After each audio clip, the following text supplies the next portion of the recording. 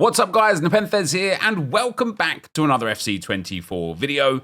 EA released a brand new SBC today that gives a 92 plus, let me get it correct here, sorry, not a 92 plus, it gives a Greats of the Game, Team of the Tournament, or Footies Team 1 upgrade that does not include icons. Obviously that's very sad because we all love icons. However, we have got the 92 plus Golasso Greats of the Game Footies icon pack back as well. We're going to open a whole bunch of those and the other pack as well today.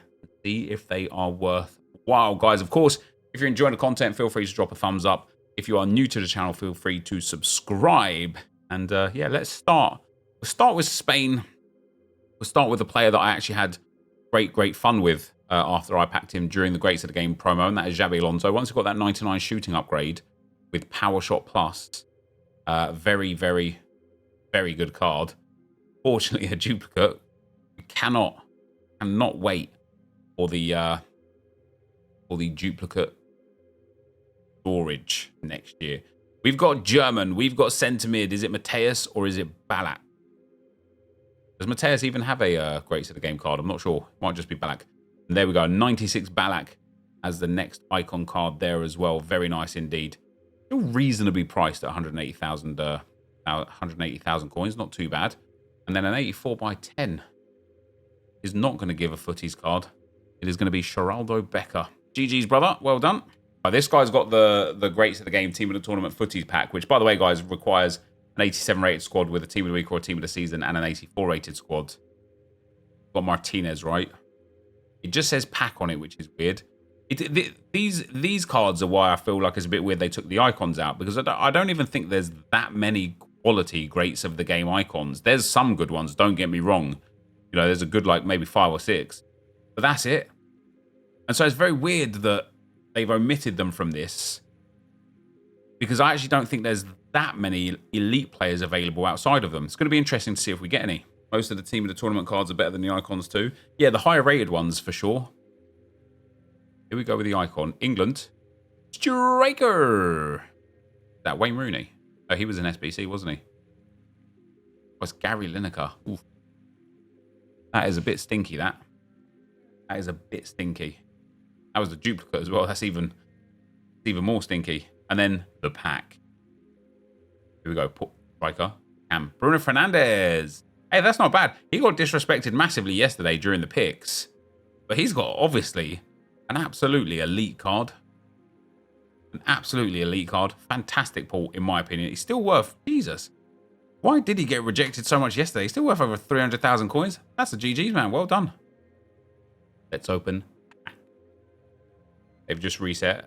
Okay, yeah, it's gone. Italian, left back is Calafiori.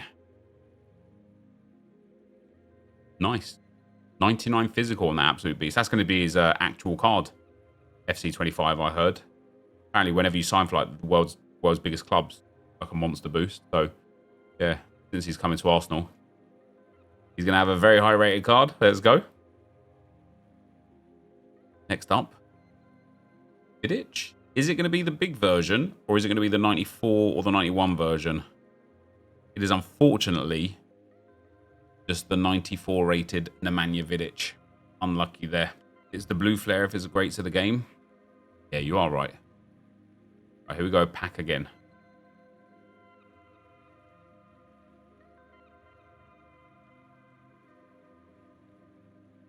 What do we got? German. Centre mid.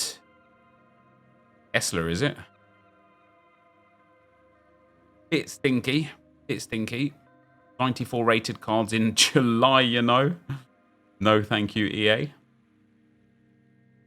Is this SBC worth doing?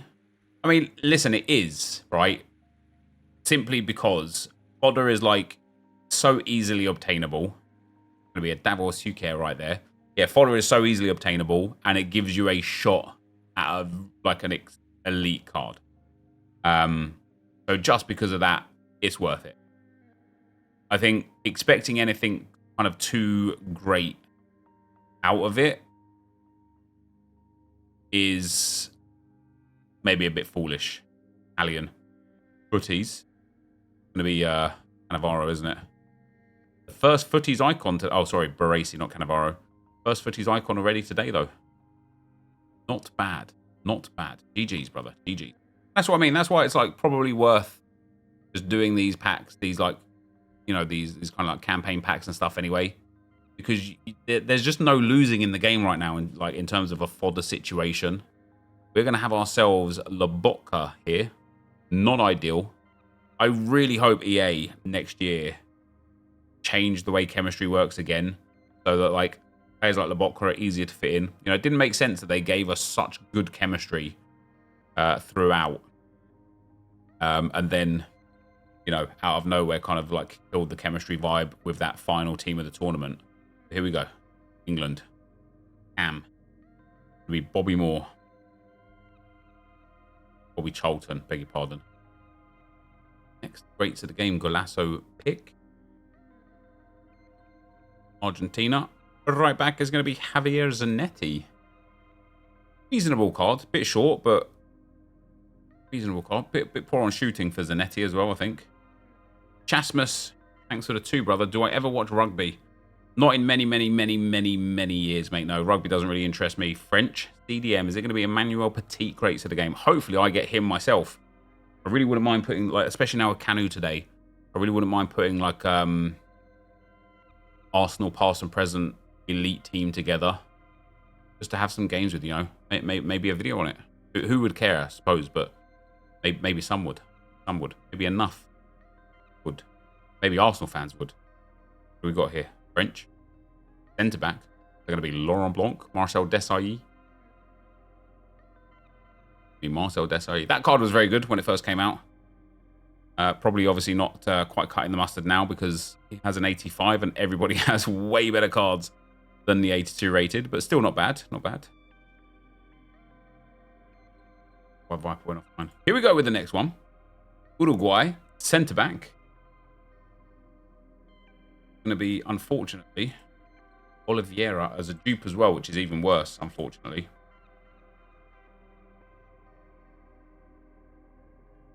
Another one. This might be Desai's 95, actually. No, it's Italian. Cannavaro. A duplicate there as well, which is unfortunate.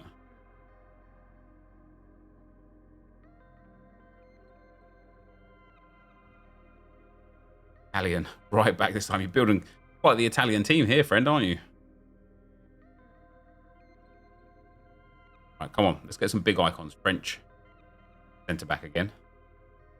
Going to be Marcel Desailly one more time right there. The 95 version that time, though. Then another one. Brazil.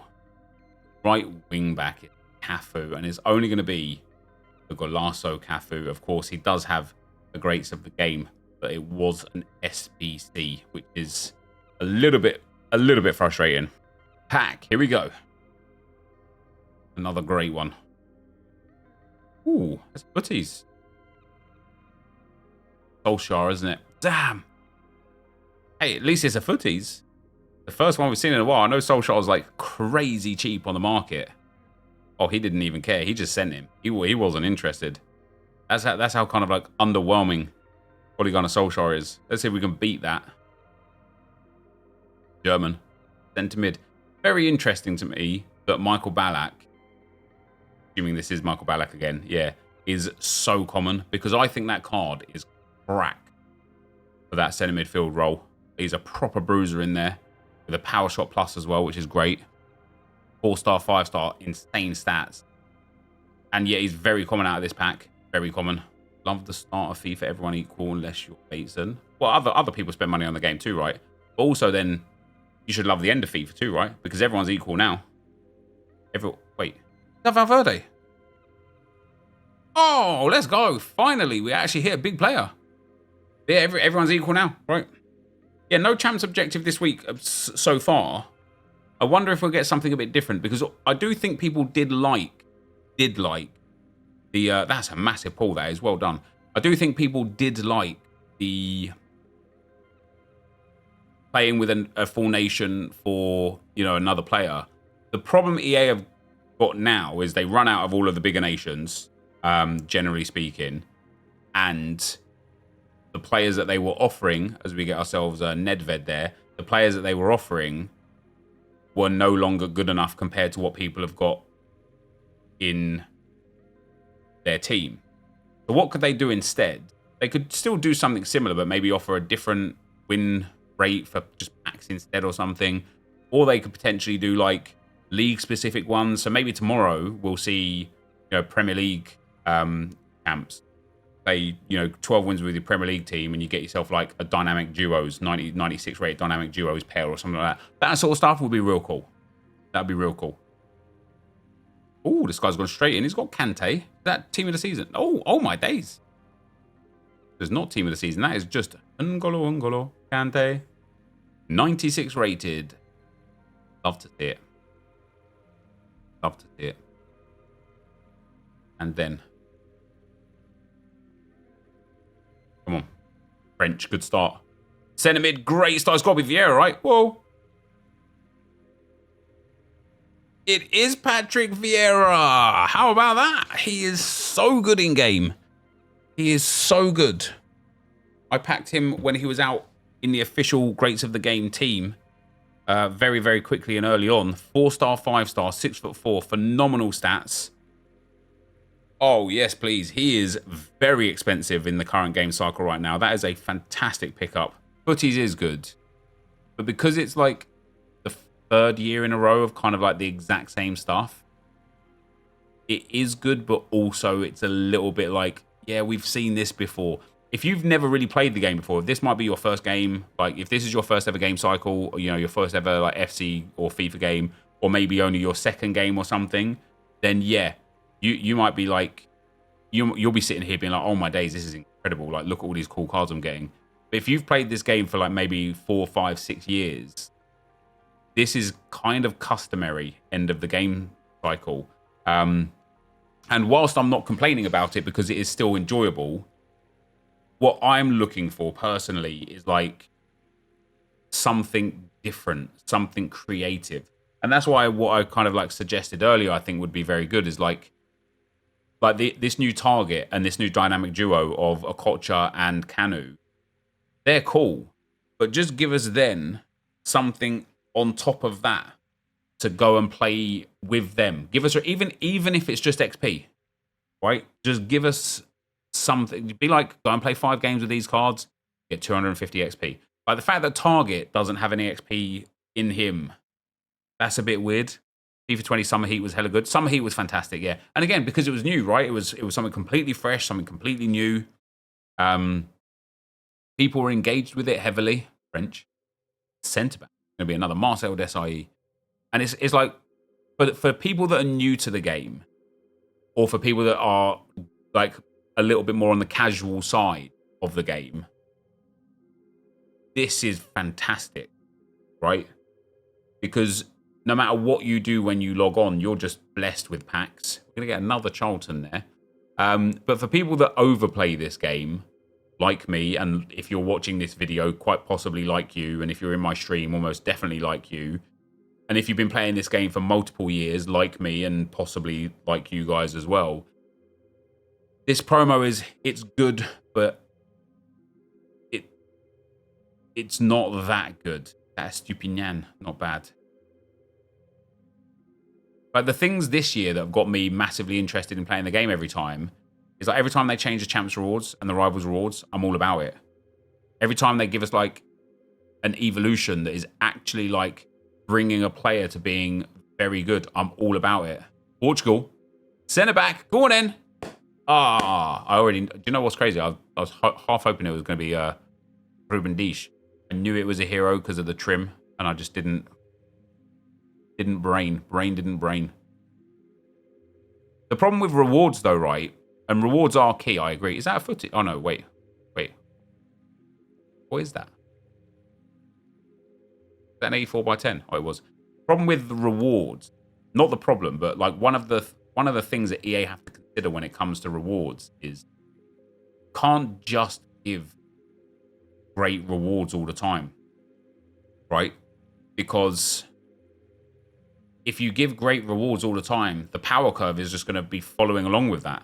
And if the power curve follows along with constantly having the best cards, we're going to be right back where we were this year. Hold on. Hold on. Hacker. That's unlucky because he's got an SBC. Not a bad card, though.